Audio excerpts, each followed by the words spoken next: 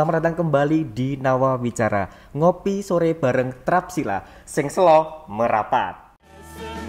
Sembilan Jogja, The Art and Culture School of Jogja.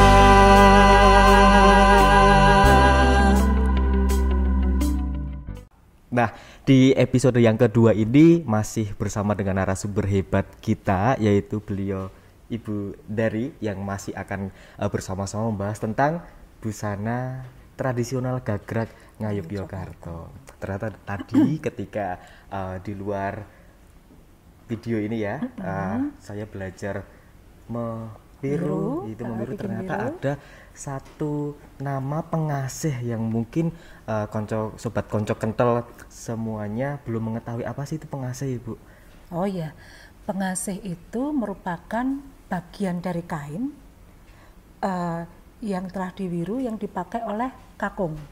Jadi ketika kita mempersiapkan wiru, bikin wiru untuk kakung, itu wiru ada di sebelah kanan ke kiri. Kemudian ada sisa kain. Sisa kain yang di sebelah kiri kita. Itu kemudian sisa kain tersebut yang biasanya sisa ada di samping. Itu dibikin wiru kecil-kecil atau ditekuk-tekuk kecil-kecil. Nah, kalau orang gaya Yogyakarta berkain kakung gaya Yogyakarta, itu seluruh kain tidak istilahnya digubet ke badan semuanya, tetapi tidak disisakan di samping. Kenapa seperti itu? Biar tidak seribet. Karena konsepnya nyampingan kakung gaya Yogyakarta itu sinatrio. Jadi bisa praktis untuk bergerak. Maka sisa kain tidak digubetkan, tetapi kemudian ada di samping. Yang dipakai nyampingan hanya satu lembar saja. Nah, agar rapi, kemudian diwiru, itulah yang namanya pengasih. Pengasih. Bukan pengasih Kulon Progo ya. Kalau di sana nanti kita jalan-jalan sambil geblek. Cari geblek gitu, enak banget itu. Nah, kalau tadi wiru itu ada jumlahnya gitu, ganjil. Kalau untuk pengasih juga sama ada jumlahnya juga, tidak ya Bu ya? Tidak ada aturan yang baku tentang pengasih. Pengasih itu hanya sisa kain dan itu tergantung dari lebar badan. Nah, dimana kalau kita pakai gitu ceplok, atau kalau ada ceplok ditempatkan di tengah. Kemudian sisanya tergantung nanti sisa kain, karena kain yang sudah dipakai kemudian tersisa itu mau berapa senti, itulah pengasih dibuat. Iya, dan juga disesuaikan dengan mungkin besar kecil ukuran badan gitu. Lebar dan sempitnya ukuran badan. Nah, konco kental semua, ternyata ketika kita mau mengenakan busana Jawa dan kita tahu tradisinya, kita bisa mengenakan dari awal hingga akhir busana itu dengan benar, itu ternyata ada kepuasan tersendiri gitu ya Bu ya. Iya, itu tadi kita baru pertama membahas tentang nyamping saja, jarik saja. Ternyata tapi ada banyak sekali bagian-bagian atau komponen-komponen yang lain dari berbusana Jawa gagrag Ngayogyakarta. Sebenarnya ada apa saja sih Bu yang seharusnya kita kenakan ketika kita mau menggunakan busana Jawa itu? Kalau satu, secara umum untuk kakung untuk kakung atau untuk pria, itu satu kita yang kenakan paling atas ya, dari paling atas itu blangkon atau destar. Atau iket gitu. Kalau misalnya destar itu biasanya berasal seperti iket, yang pertama kali iket itu terbuat dari lembaran yang dipasang di sini. Kemudian kalau destar itu dibentuk seperti blangkon tetapi dari lembaran. Sedangkan kalau blangkon itu sudah tercetak. Sudah tinggal menggunakan seperti topi ya, seperti topi gitu. Kemudian satu itu tidak termasuk aksesoris ya. Yang kedua kemudian baju. Itu ada beskap, itu ada sorjan yang umum. Kemudian bawah itu nyamping. Kemudian ada seperti sabuk yang disebut dengan lontong. Tanpa sate ya. Lontong atau lontongan. Kemudian yang mengikat lontong tersebut semacam ikat pinggang itu namanya kamus. Kamus tuh gespernya disebut timang. Nah, kalau itu kemudian kelengkapannya ada duung atau keris. Nah, itu kelengkapannya seperti itu. Cuma nanti kemudian ada aksesoris itu pengembangan aja. Kemudian untuk putri, satu seperti yang telah dikatakan tadi, itu sanggul dengan lungse. Lungse ya, atau mungkin saya pernah mendengar itu namanya sanggul tekuk begitu ya. Iya, sanggul tekuk, tapi juga ada model sanggul konde ya. Tapi kalau yang biasa kita pakai, yang umum dipakai itu sanggul tekuk kalau di Jogja. Kemudian setelah sanggul ada kebaya. Kebaya itu ada berbagai macam. Ada kebaya yang pakai kutu baru dan ada yang tangkepan. Kalau kutu baru itu ada kain yang di tengah. Itu kalau tangkepan itu yang namanya tangkep itu dua sisi kain ditangkepnya jadi satu. Menyatu begitu. Ya. Jadi kemudian yang bawah ada nyamping. Nah, kemudian kita membedakan secara garis besar, nanti kita bedakan busana yang biasa dipakai di luar dan busana yang biasa dipakai di keraton. Oh, ternyata berbeda. Ya, ada juga perbedaannya gitu. Walaupun kemudian yang di luar itu mengacu pada yang ada di keraton, tetapi populer. Sedangkan yang ada di keraton itu bisa dibedakan antara yang biasa digunakan untuk upacara dan untuk keseharian. Kok yang nanti yang upacara nanti akan banyak sekali itu, karena upacara ini busananya seperti ini, bagi si A, si B, si C gitu akan berbeda lagi. Sepertinya ada tingkatan sosial, nah itu nanti akan luas. Tapi yang jelas kalau yang biasa, yang keseharian itu satu seperti kebaya tangkepan berwarna hitam untuk kebanyakan abdi dalam, kemudian nyamping. Nyamping itu ada yang wiron dan ada yang seretan. Kalau wiron itu umum, kemudian yang seretan itu simbol, kalau itu penari. Yang letaknya ada di sebelah. Di sebelah kiri. Karena kemudian langsung untuk digunakan latihan menari saat itu. Makanya kalau kita melihat di keraton ada yang pakai seretan di kiri, itu berarti itu penari atau matoyo gitu. Nah, sedangkan kalau di luar itu yang biasa adalah sanggul, kadang-kadang juga lupa pakai lungse karena itu memang hal kecil gitu, dan itu memang memerlukan upaya sendiri untuk membentuk lungse, jadi tidak semulus kalau kita sanggulan biasa memang, tapi itu bukan hal yang sangat menyulitkan. Yang kedua kemudian kebaya dan nyamping beserta wiru saja. Nah itu tadi ternyata penggunaan busana Jawa Gagrag Yogyakarta itu ketika di dalam keraton dan di masyarakat umum atau di luar keraton itu ternyata berbeda. Berbeda. Ada mungkin perbedaannya kalau saya pernah melihat tidak menyaksikan ada yang menggunakan surjan atau kebaya dengan beberapa motif itu Ibu ini. Apakah itu juga membedakan antara penggunaan di dalam keraton dan di luar keraton? Surjan bermotif. Nggih, surjan bermotif. Oh iya, surjan bermotif. Biasanya bunga-bunga ya. Ada yang bunga-bunga, ada yang lurik begitu nggih Ibu. Oh gitu. Itu apakah perbedaan penggunaannya berbeda atau bagaimana? Kalau di keraton abdi dalam siapapun itu gitu yang punya status sebagai abdi dalam itu bukan hanya abdi aja, tapi itu sebagai karyawan yang ada di keraton. Mungkin sama juga ketika kita PNS itu tapi karena itu institusinya negara, sedangkan di sini institusinya adalah keraton gitu. Itu abdi dalam itu pakai pranaan namanya. Pranaan itu berwarna biru. Bentuknya juga ya seperti pranaan seperti itu ya, mirip dengan sorjan. Kemudian sorjan itu hanya dipakai oleh mersa dalem dan pangeran. Putra dalem. Mantu saja biasanya pakai pranaan.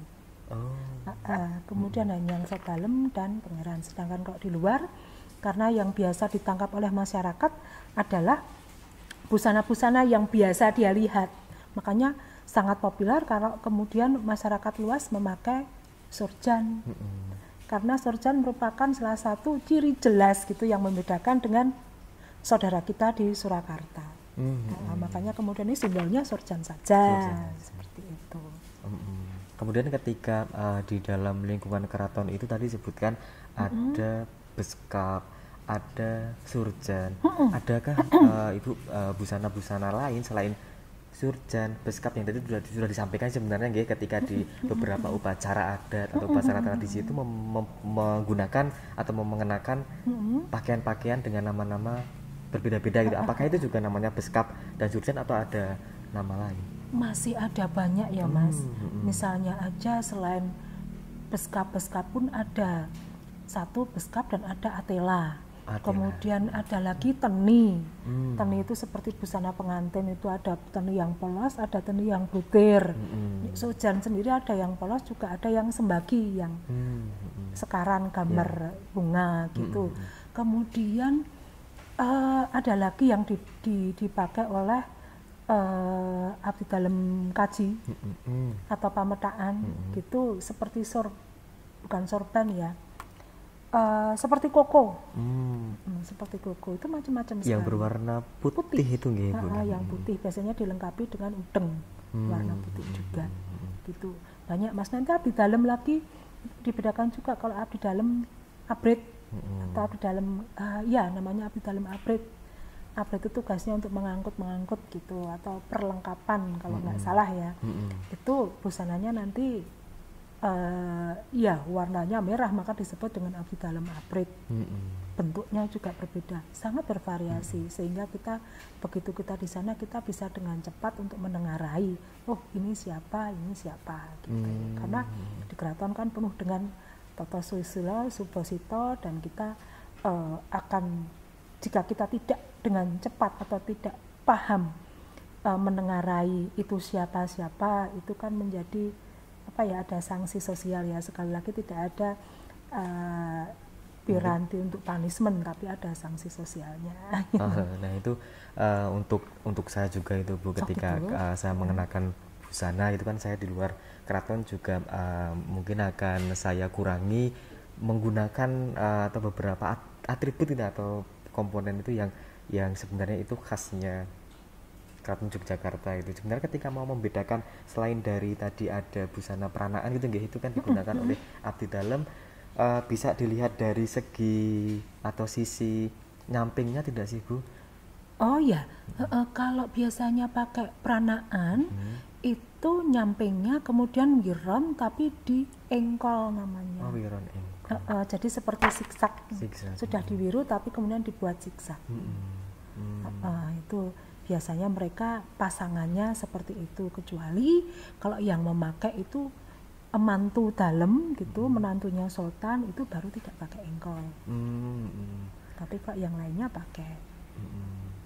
Nah, boleh deh, selain nanti seperti yang tadi sudah kita bahas nggih Bu nggih di awal, bahwa kita akan mencoba mempraktikkan gitu menggunakan bagaimana busana Jawa gagrag Yogyakarta itu dikenakan begitu ya, supaya saya pun ketika menggunakan juga itu yang benar gitu, itu yang sesuai dengan paugeran gitu. Jadi saya tidak lagi menggunakan nyamping yang sudah langsung jadi gitu. Yang jelas prinsipnya mudah dan tidak merepotkan. Iya, karena ketika menggunakan busana Jawa yang kita tahu dari awal hingga akhir itu tidak yang sulit atau yang sukar, dan bukan suatu hal yang merepotkan begitu ya Bu. Dan kita cenderung lebih mudah, fleksibel mungkin ketika mau beraktivitas gitu ya Bu, ketika menggunakan busana Jawa sesuai dengan kaidah atau paugeran gitu yang berlaku di Yogyakarta ketika kita menggunakan busana Jawa gagrag Yogyakarta. Karena ada prinsip umum Mas, kita berbusana dengan benar maka kita akan dihargai, tapi kita berbusana dengan salah, it's a joke. Gitu. Kalau itu sebuah lelucon. Di Jawa kan ada ajining diri amarga saka busana. Ajining diri orang lati, ini ya ajining rogo ada di busana gitu Bu, dari busana apa yang kita kenakan seperti itu. Iya. Nah, untuk tadi ketika kita mengenakan busana Jawa itu sesuatu hal yang menarik ketika kita mengetahui sebenarnya ada makna-makna simbolik apa sih yang kita kenakan. Saya nih ketika saya menggunakan batik dengan motif parang, ternyata ini ada maksudnya seperti ini.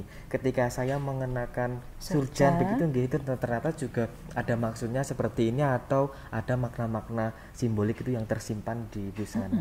Pasti ada ya Bu. Iya, iya, Heeh. iya. Itu Bu, makna simboliknya apa saja itu Bu? Iya, sekali lagi sungguh bijak ya, nenek moyang kita menciptakan busana dan semua apa yang diciptakan itu tentunya punya makna, baik itu sebuah pelajaran maupun sebuah peringatan. Saya meneropong kemudian melihat ini seperti kita berbusana kakung ya, contohnya gitu, memakai blangkon atau destar gitu. Ada beberapa larian atau garis di sini juga itu jumlahnya. Itu seperti halnya kita sholat sehari-hari. Oh ternyata yang di lari-lari itu yang membuat ada jumlahnya gitu ya Bu? Iya betul, jumlahnya tertentukan. Itu gini, tapi sebenarnya kita bicara bahwa busana gagrak Ngayojo Karto, kalau kita lihat ke atas ya sejarahnya, itu merupakan hasil dari tadi Palianegari Giyanti. Babat Giyanti. Kemudian kita ke atas lagi, lahirnya busana itu ada yang disebut dengan busana gaya Mataraman sebelum Giyanti. Nah, busana gaya Mataraman itu bersumber di atasnya lagi, yaitu busana yang dilahirkan oleh para wali.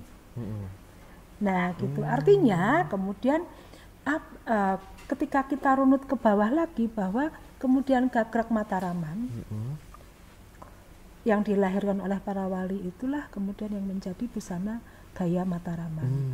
Kita tarik lagi bahwa tidak saja hanya masalah busana, tetapi juga banyak hal yang ada di keraton itu bersumber dari ajaran Islam. Implementasinya di keraton kalau kita melihat seperti soko guru itu di ompaknya di bawah itu ada kaligrafi. Itu bertuliskan Allah. Kemudian payung dipakai oleh ngerso dalem. Ketika miyos gitu rujinya itu ada 99 buah. Nah, itu Asmaul Husna ya tentunya. Kemudian demikian juga dengan busana sorjan.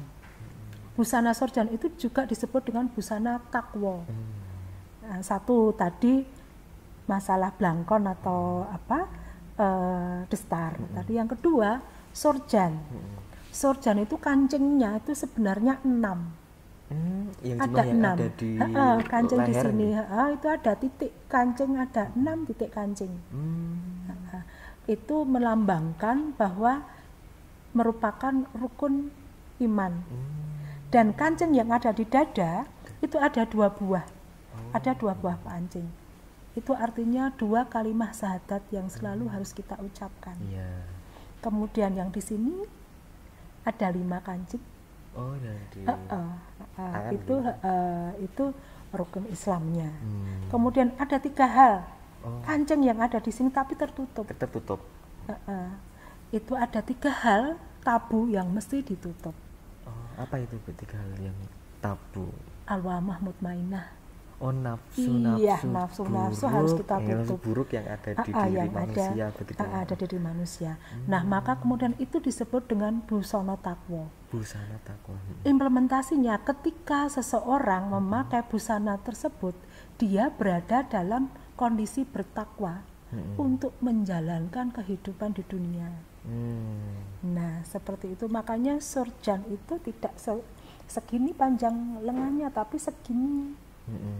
Jadi di antara jari dan tangan tidak segini Mas, tapi segini.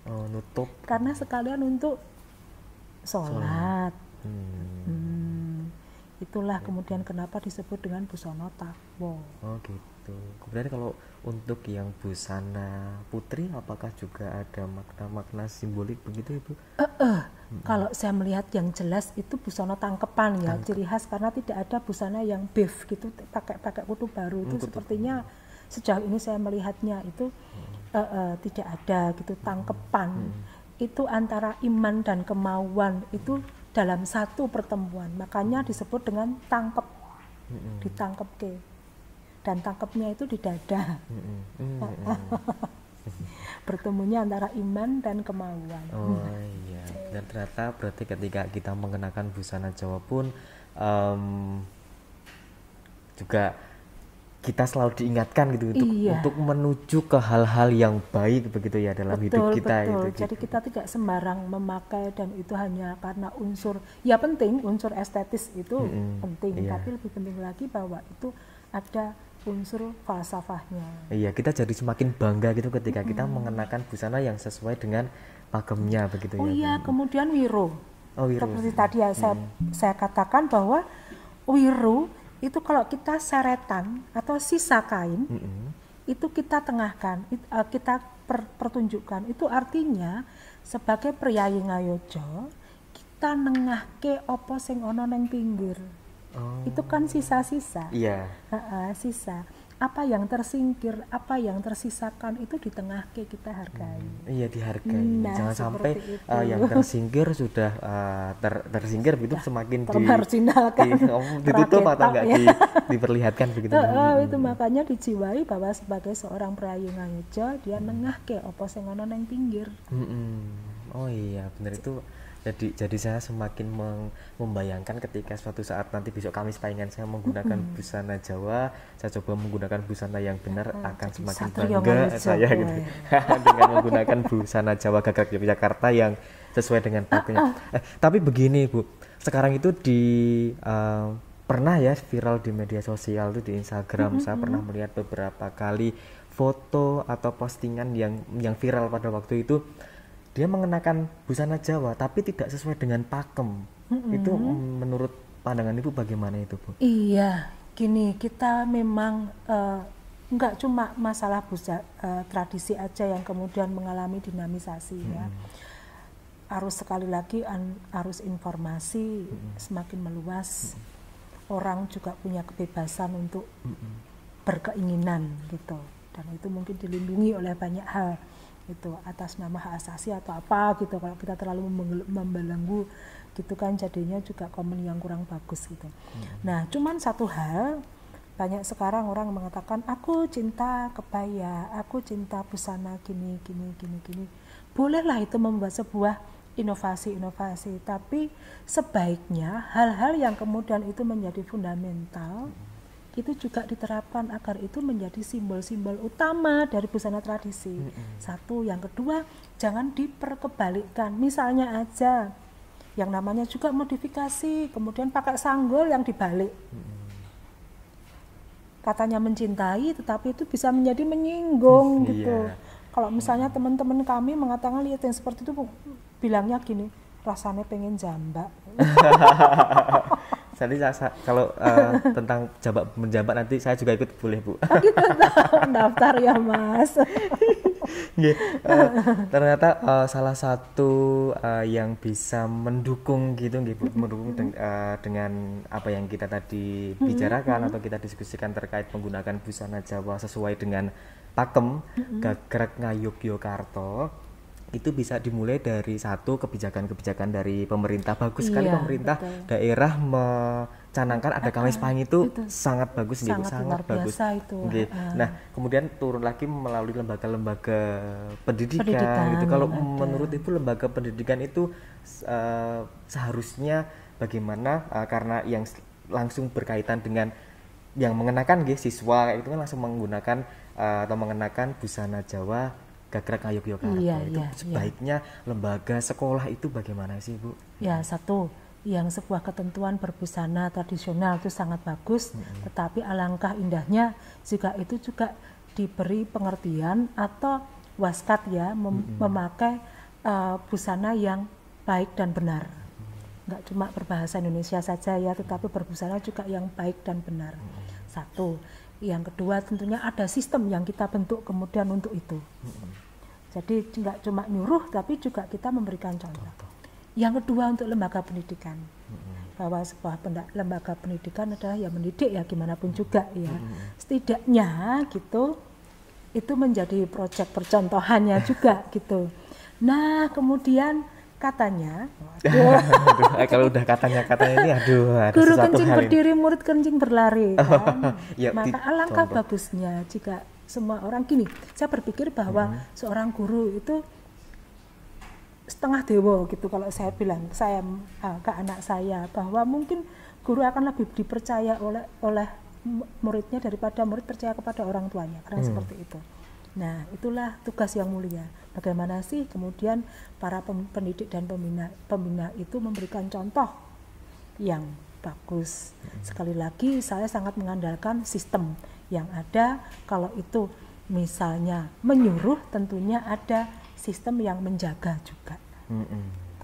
Iya benar, saya sangat setuju dengan tadi sistem, kemudian antara satu sisi dengan sisi yang lain saling berkaitan, saling dukung mendukung begitu ya Ibu. Betul. Berarti besok Mas X1 pakai yang jahitan atau yang pakai lembaran? Nanti setelah ini saya lanjutkan dulu menggunakan menggunakan busana yang baik dan benar sesuai dengan instruksi nanti Bu. Boleh dicatat. Halo muridnya. Nanti saya rekam gitu ya Bu, saya rekam kalau saya menggunakan busana yang baik, nanti saya pamerkan, saya contohkan, Bundari saya sudah menggunakan sesuai pakem ini. Harus dipuji ya Bu. Oh siap. Dipuji apa dikritik? Baik, benar dan ganteng ya nanti. Nanti gantengnya tolong diberikan caps lock gitu. Penegasan. Siap. Mohon diviralkan. Ibu, gini, kembali lagi saya sapa nih konco kental sedoyo di sini nih, saya ingatkan kembali, kita harus selalu saling mengingatkan bahwa menggunakan busana Jawa itu, ayo kita saling mengingatkan untuk menggunakan busana Jawa yang sesuai dengan pakem gagrak dari Ngayogyakarta gitu, yang khususnya dari siswa-siswa nih Bu Nawawicara ini kan dari SMA Negeri 9 Yogyakarta nggih. Khususnya ketika saya melihat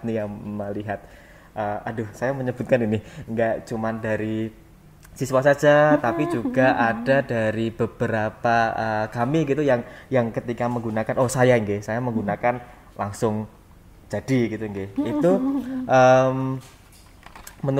menurut Ibu bagaimana cara yang paling tepat agar saya itu dapat benar-benar dipahami gitu oleh siswa ketika siswa mau menerapkan ini loh seperti ini yang benar. Gitu ya.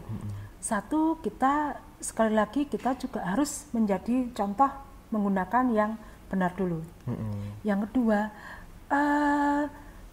saya bukan guru ya, jadi saya tapi berharap wong isone alok. Yo ngajari, yo memahami, gitu ya, memahami ya mengajari. Saya yakin guru-guru cukup orang yang terpilih untuk bisa cepat memahami kalau mau. Memahami dan mengajarkan. Yang pertama memang yang paling penting adalah sebelum kita bisa mengajarkan pada orang itu, kita harus paham dulu apa yang akan kita paham ajarkan dan jalankan begitu, ya.